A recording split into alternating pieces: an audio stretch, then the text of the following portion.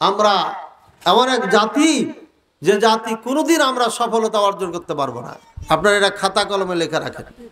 আমরা এমন এক জাতি, আমরা এমন এক নির্বোধ জাতি, আমাদেরকে 190 বছর শাসন করে ইংরেজেরা যেই দাসত্বের মালা পরিয়ে দিয়েছে, এই দাসত্বের মালা আমাদের গলার থেকে খোলার কোনো রাস্তা নাই। আর একটাই পথ, নিজের ঈমান আমলকে, আকীদাকে রক্ষা করা ছাড়া কোনো রাস্তা নাই।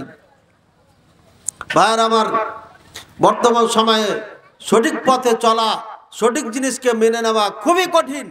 আজকে আস্তে আস্তে একটা বক্তব্য আমি শুনলাম, একজন যুবক বক্তব্য দিচ্ছে, মাথায় টুপি নাই, চুলগুলো বড় বড়, দাড়ি খুব সুন্দর আছে, ইমোশনাল বক্তব্য তার, গাঁজা নিয়ে কথা বলছে।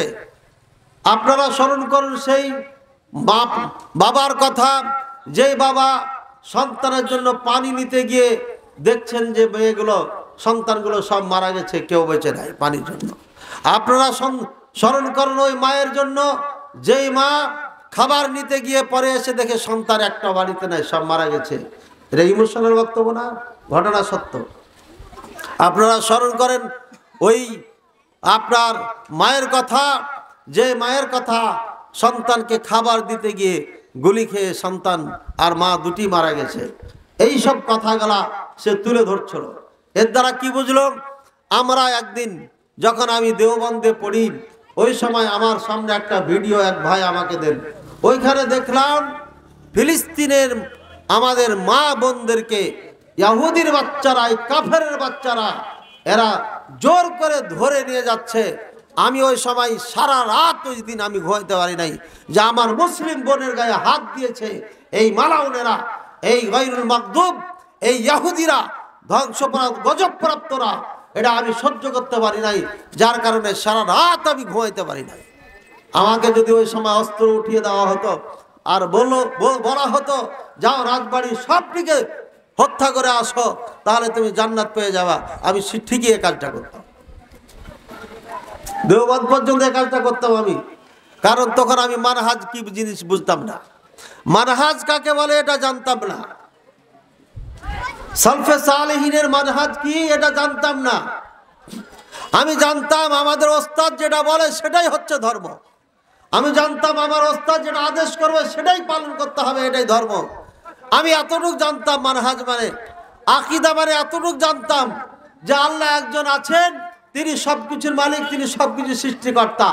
কিন্তু এখানে আল্লাহ ছাড়া কাউরি ইবাদত করা যাবে না, এ কথাটা কালিমার অর্থই জানতাম, আমি বাস্তবে বুঝতাম না।